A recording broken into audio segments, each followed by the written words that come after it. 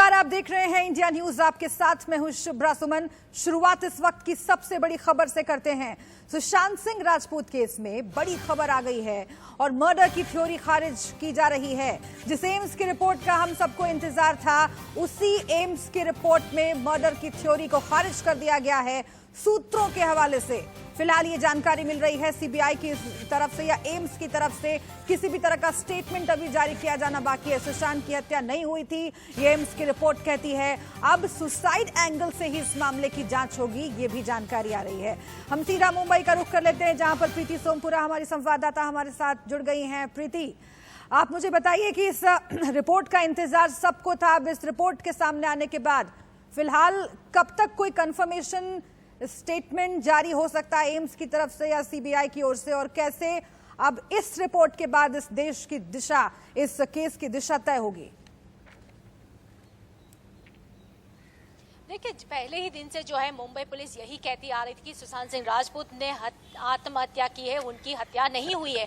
अब मुंबई पुलिस की थियरी के ऊपर ही जो है एम्स ने भी जो है हाँ बोल दी है, हम ही बोल दिए है, यानी कि सुशांत सिंह राजपूत की ने जो है आत्महत्या ही की थी, कोई हत्या उनकी नहीं की थी। अब सीबीआई जो है इस मामले में आगे की पूछताछ करेगी कि ऐसा क्या हुआ था सुशांत सिंह राजपूत के साथ में कि उन्होंने जो है आत्महत्या की है। क्या क्या किन किन लोगों से जो है उन्होंने बात की थी, क्योंकि जिस तरीके से 8 से लेकर 12 जून के बीच में जो है उनकी बहन मीतू सिंह उनके घर पे रही थी, तो फिर से जो है एक बार मीतू सिंह की पूछताछ जो है सीबीआई करेगी। और साथ में ही जो है सिद्धार्थ पिठानी, नीरज से भी जो है सीबीआई की टीम जो है पूछताछ करेगी।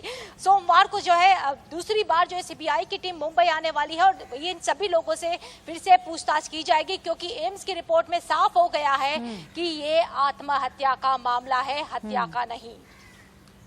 यानी कि ये मान लिया जाए प्रीति की जो दूसरे फेज की इन्वेस्टिगेशन सीबीआई की शुरू होने वाली है। आप कह रही हैं कि सीबीआई फिर से एक बार मुंबई पहुंचने वाली है। अब इस रिपोर्ट के सामने आने के बाद दूसरे फेज की जो इन्वेस्टिगेशन है वो पूरी सुसाइड एंगल से की जाएगी, क्या ये बात अब तय मानी जाए? और दूसरा, रिया चक्रवर्ती जो बार बार जमानत के लिए प्रयास कर रही हैं, उस केस पर, उनकी जमानत याचिका पर क्या इस रिपोर्ट का असर पड़ सकता है? और आगे अब देखा जाना चाहिए कि कैसे आखिर तमाम जो सुशांत के चाहने वाले हैं वो, और विशेष तौर से परिवार क्या करता है, उनका कदम क्या होता है, विकास सिंह क्या कहते हैं, क्या हो सकता है अगला कदम? प्रीति,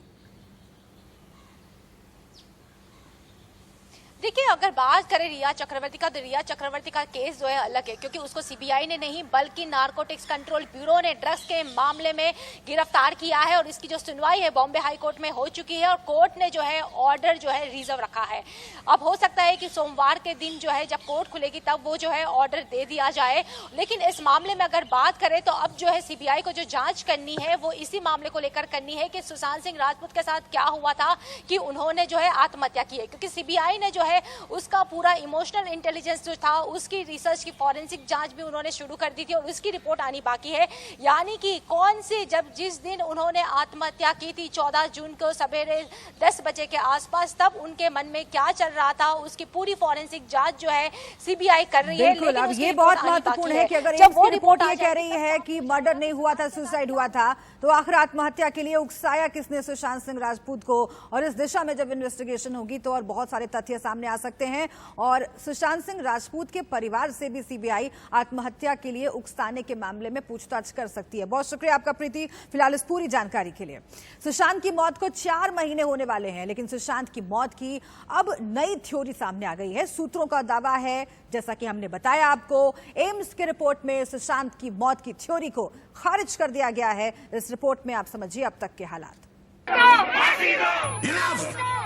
नौकर हैं आप जनता के और बदतमीजी बर्दाश्त नहीं करेंगे हम।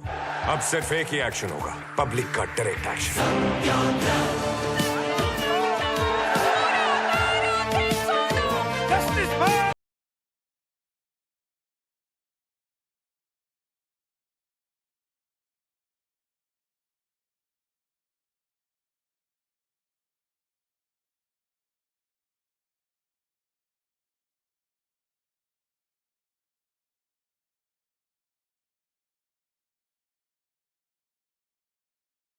आज मर जाएंगे लेकिन लड़ेंगे जरूर। ये सुशांत सिंह राजपूत के परिवार को इंसाफ दिलाने की लड़ाई है। ये सत्य के लिए लड़ने की लड़ाई जो अब मुंबई से देश की राजधानी दिल्ली आ गई। इस उम्मीद के साथ जो इंसाफ मुंबई में नहीं मिला वो दिल्ली में मिलेगा। और शुरू हो गया है सुशांत के लिए सत्याग्रह।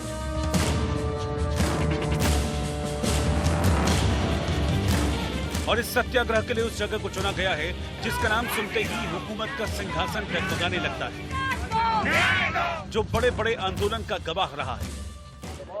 जस्टिस फॉर एसएसआर की मांग करते हुए सुशांत सिंह राजपूत के यहाँ पे समर्थक और कुछ दोस्त यहाँ पहुंचे हुए हैं। आप देख पाएंगे कि कैसे यहाँ जंतर मंतर पे 2 अक्टूबर को यहाँ पे इन्होंने ये